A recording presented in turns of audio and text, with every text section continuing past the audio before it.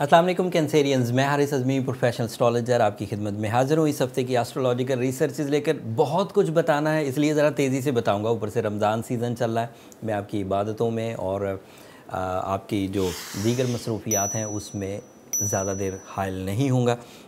ये वीक जिसकी रिसर्चेज मैं इस वीडियो में बयान करने वाला हूँ, ये 18 अप्रैल से शुरू होकर 24 अप्रैल तक चलेगा, 24 अप्रैल। अच्छी खबरों से पहले शुरू करते हैं, बट एक अजीब खबर भी है आपके लिए। अच्छी खबर यह है कि 19 अप्रैल को सूरज आपके 11th एंगल पर आ जाएगा। सूरज के 11वें घर में आना 30 दिन के लिए होगा। एज़ यू नो, जब भी सन 11th हाउस में आता है तो ये कई तरह की डेवलपमेंट लाता है। एक डेवलपमेंट तो ये है कि ये आपके अंदर maturity, confidence level, leadership quality, new way outs, ये सब प्रोड्यूस करेगा। ये उसके जनरल एडवांटेजेस हैं। बट जब वो 11th एंगल पर आता है तो दोस्तियों में इजाफ़ा, कंबाइन वेंचर्स में इजाफ़ा, पार्टनरशिप में इजाफ़ा, जंपिंग स्टाइल सक्सेसेस इसकी वजह भी बनता है। और सन आपके यहाँ साल में सिर्फ एक महीने के लिए ही 11th एंगल पर आता है, एंड यहाँ पर आकर मैक्सिमम मटेरियल रिलेशनशिप एडवांटेजेस देता है। दूसरी खबर इसी 19 अप्रैल को ही है कि मरकरी भी इसी 11th एंगल पर होगा। 19 अप्रैल को सूरज अगर कॉन्फिडेंस दे रहा है, सूरज अगर वे आउट्स दे रहा है, लीडरशिप क्वालिटीज़ दे रहा है, एक्यूरेसी दे रहा है, मैच्योरिटी दे रहा है अल्लाह ताला की तरफ से, मतलब उसके ज़िम्मे है ये देना, वो खुद क्या दे सकता है, बट अल्लाह ताला ने उसके ज़िम्मे लगाया कि जब भी ये ऑब्जेक्ट 11th एंगल पर आएगा तो ये बेनिफिट्स मिलेंगे। इन बेनिफिट्स में मरकरी के आने से मज़ीद इजाफा हो जाएगा। You are more accurate, more calculative, high visions के साथ, with powerful face value, very sharp mind के साथ, कम्युनिकेशन स्किल्स के साथ, एक्सप्लेनेशंस के साथ, डॉक्यूमेंटेशन के साथ आगे बढ़ेंगे। तो ये दो नई चीज़ें हो गई 19 अप्रैल को। इसकी और बड़ी तफसील है लेकिन छोटी छोटी बयान कर रहा। एंड तीसरी चीज़ पिछले हफ्ते हो गई थी कि इसी 11th एंगल पर वीनस आ चुका था, और वीनस इसी हाउस का रूलिंग प्लैनेट है, टॉरस हाउस में है ये सब कुछ। अगर वीनस 11th एंगल पर हो, सूरज के साथ हो, मरकरी के साथ हो, तो अदरवाइज़ आपको रिलेशनशिप के बेनिफिट्स मिलेंगे। तो ये तीन प्लैनेट तो गोल्डन न्यूज़ प्रोड्यूस कर रहे हैं, अच्छी खबरें। बट एक प्लैनेट जो इन तीनों को डंप कर सकता है वो 23 अप्रैल को आपके यहाँ कैंसर एंगल पर आ जाएगा, मतलब आपके फर्स्ट हाउस में आ जाएगा। फर्स्ट हाउस का मतलब ये है कि आपके लिए वो तमाम नेगेटिविटीज़ जो मार्स से रिलेटेड है उसके प्रोड्यूस होने का टाइम 60 दिन के लिए शुरू हो जाएगा। अनफॉर्चुनेटली ये उस टाइम पर आपके लिए नेगेटिव एंगल पर आ रहा है जब तीन शॉर्ट टर्म प्लैनेट्स बहुत अच्छी फॉर्म में थे। मार्स एज़ यू नो एक आतशी नेचर का प्लैनेट है, and Cancerian are water nature. तो आतिश और पानी का जो एक कम्बिनेशन है वो हमेशा ही एक दूसरे को इरिटेट करता है।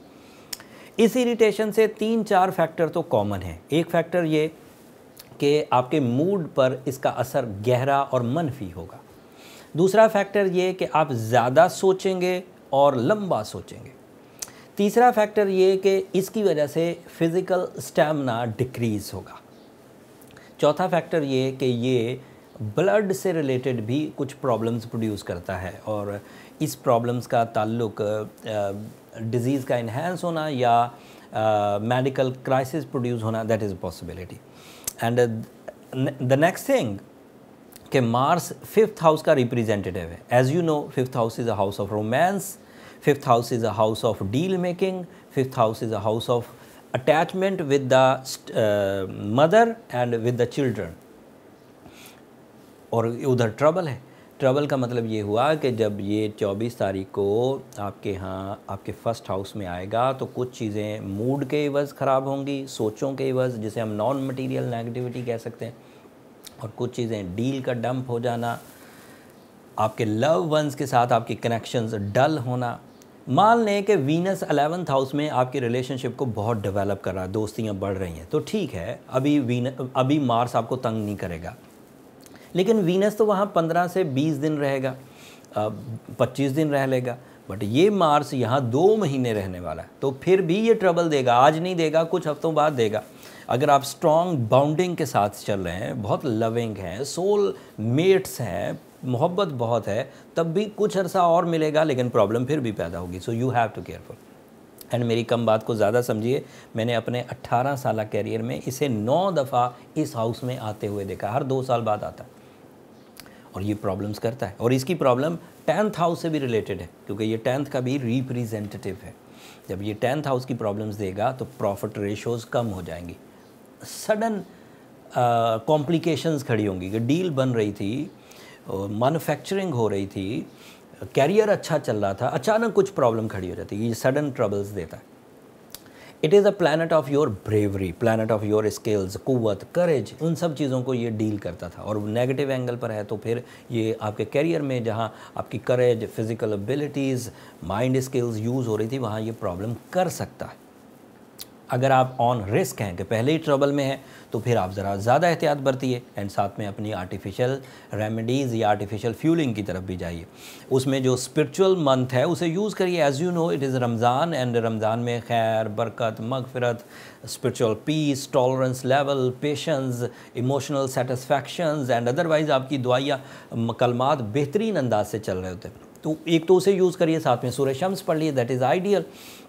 सूरह शम्स को 5 दफ़ा दिन में पढ़ने से इस ट्रबल को मिनिमम किया जा सकता है।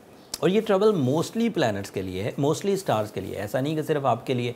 बट ज़रूरत इस अमर की है कि इस बात को समझा जाए कि 2 साल तक ये पॉजिटिव रहा है मुख्तलिफ एंगल्स पर।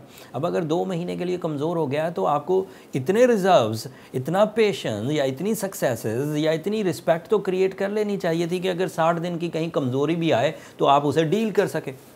ये क्या बात हुई कि अगर आपको 22 महीने अच्छाई मिली है तो आप उस 22 महीने की अच्छाई को जो कंसीव किया है वो सिर्फ 2 महीनों में वेस्ट कर दें। तो इसका मतलब है वो वैसे भी आपके पास से निकलने वाली थी, क्योंकि आपका उस पर होल्ड नहीं था। होल्ड रखने के लिए चीज़ों को मजबूत किया करें। आपके अंदर जज्बात पैदा हुए, आप इन जज्बात को मजबूत करिए।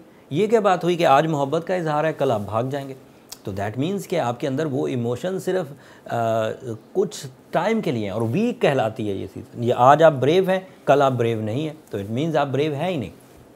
आप अगर आज कैलकुलेटिव हैं एंड कल अनडिसिप्लिन वे में चल रहे हैं तो दैट मीन्स आप कैलकुलेटिव थे ही नहीं, उस दिन आप बने हुए थे सिर्फ। But when you get some positive time by the support of creator, by the support of solar system, तो दैट मीन्स कि आपकी वो टाइम आपकी स्किल्स को फ्लरिश करने के लिए एंड फ्लरिश करके उसे होल्ड भी करें। अगर आपके मैच्योरिटी में इजाफा हो गया है तो उस मैच्योरिटी को अपनी ज़िंदगी में इस्तेमाल करिए। अगर आप ब्रेव हो गए हैं तो ब्रेवरी को अपनी ज़िंदगी में इस्तेमाल करिए और मुसलसल इस्तेमाल करके उसकी आदत अपना लीजिए। अगर आप जीनियस हैं, अगर आप कॉन्फिडेंट हैं, अगर आप क्रिएटिव हैं, अगर आप लविंग हैं, अगर आप ड्यूटीफुल हैं, अगर आप रोमांटिक हैं, तो इन चीज़ों को अपनाइए। ये कुछ दिनों की कहानी नहीं है। ऐसा टाइम, जैसे मान लें कि वीनस इस वक्त 11th एंगल पर है और 25 दिन के लिए अच्छा फ्यूल देगा और आपने एंजॉय कर लिया, तो इसमें आपका कोई कमाल नहीं है। 25 दिन के लिए बाहर आई थी, 26वें दिन जब बाहर ख़त्म हुई तो आप भी डल हो गए। उन 25 दिनों में इतना कुछ रिजर्व कर लेना होता है, रिलेशंस बना लेने होते हैं, कमिटमेंट्स कर लेनी होती है कि जब वो टाइम ना भी रहे तब भी हमारे पास रिजर्व्स हों, अटैचमेंट्स हों, सोल कमिटमेंट्स हों, बॉन्डिंग्स हों, वेल्डिंग्स हों।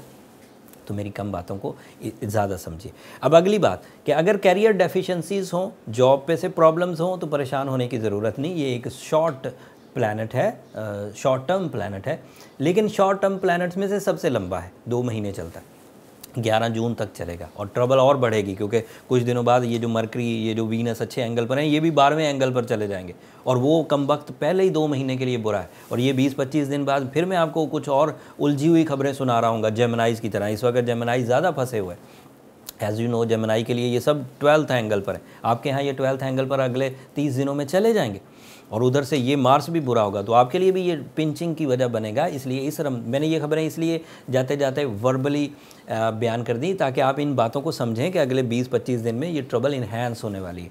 तो अभी से रिकवरीज़ की कोशिश करें, अभी से अपने मूड स्विंग को कंट्रोल करें, अभी से अपने कैरियर साइड को होल्ड रखें, अभी से अपने कामों में तरतीब लेकर आएँ, अभी से अपनी कंसंट्रेशन को बढ़ाएं, अपने स्पिरिचुअल साइड को फुलफ़िल करें एंड रेमेडीज़ की तरफ भी जाएं। Being a Cancerian, Ruby is the ideal stone and Ruby के अगर 8 से 10 कैरेट पहने जाएँ और अच्छी क्वालिटी का पहना जाए तो काफ़ी हद तक बैलेंस हो जाएंगी ये चीज़ें। रेड कलर का यूज़ करना, 2 डिजिट को अपने यूज़ में ज़्यादा रखना, 2 को, 11 को, 20 को, ये आपके लिए अच्छा साबित होगा।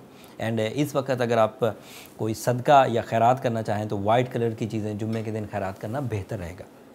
मैंने कुछ इस इवेंट को, हालांकि ये ज़्यादा सिवियर इवेंट है, लेकिन मैंने शुगर कोट करके जनरली आपको बयान कर दिया। फिर भी जो लोग थोड़ी सी एस्ट्रोलॉजी की अवेयरनेस रखते हैं, या जिन लोगों को रिलेशनशिप ट्रबल्स हैं, या जिनका करियर पहले ही ऑन स्टेक है, या जिनके विजन पहले ही डंप हो चुके हैं, जिनकी ब्रेवरी पहले ही कमज़ोर है, जो फिज़िकल क्राइसिस में ऑलरेडी चल रहे हैं, उन्हें थोड़ी मोहतात ज़्यादा रहने की ज़रूरत है। अगर जनरल रेमेडी परफॉर्म करते हुए रूबी पहनकर, सूर्य शम्स पढ़कर आप ठीक हो जाते हैं तो देन वेल एंड गुड। अगर चीज़ें ज़्यादा सिवियर हो रही हैं तो ये नंबर चल रहे हैं, आप इन पर रब्ता करके अपनी पर्सनल डायग्नोसिस की तरफ भी जा सकते हैं। ज़्यादा सिवियर सिचुएशंस को फिर हाई डोज़ या हाई जो रिकमेंडेड रेमेडीज़ होती हैं, जो जनरल रेमेडीज़ नहीं कहलाती, जो स्पेशल रेमेडीज़ कहलाती हैं, फिर आप उनकी तरफ जा सकते हैं। बट वो फ्री फोरम्स नहीं है कैंसेरियंस, होपफुली आप अंडरस्टैंड करेंगे। जो पुराने स्टार्स हैं, जो जुपिटर लगातार चल रहा है, सैटर्न लगातार चल रहा है, वो ऑलरेडी आपके 8वें घर में, वो अलग एक ट्रबल है। लेकिन अब मैं ज़्यादा बुरी खबरें नहीं सुनाता। आप रमज़ान को एंजॉय करिए, अल्लाह ताला के यहाँ अपने बिलीव्स को पुख्ता करिए, अपने मामला ठीक करिए, एंड अपने इस टाइम की रिकवरी के लिए भी अल्लाह ताला से दुआ करिए। बहुत हद तक रहमतों और बरकतों के इस महीने की वजह से आपको रिलीफ मिलेगा। जो थोड़ी बहुत कमी है उसको आप अपनी विल से, अपनी स्किल्स से, अपनी रेमेडीज़ से रिकवर कर लीजिए। अगले हफ्ते तक के लिए अब इजाज़त दीजिए। जाते जाते मेरी 2 दरख्वास्तें, जब आप अपने लिए, अपनी फैमिली के लिए दुआ कर रहे हों तो मुझे भी अपनी दुआ में याद रखिएगा। मैं हमेशा कहता हूँ कैंसेरियंस, आपकी दुआएं न सिर्फ मेरे लिए इस दुनिया का बल्कि आखिरत का सबसे कीमती सरमाया है। चैनल को भी ज़रूर सब्सक्राइब कर लीजिएगा। आपकी सब्सक्रिप्शन हमारी हौसला अफजाई की वजह बनती है। अगले हफ्ते तक के लिए अल्लाह ने के बाद।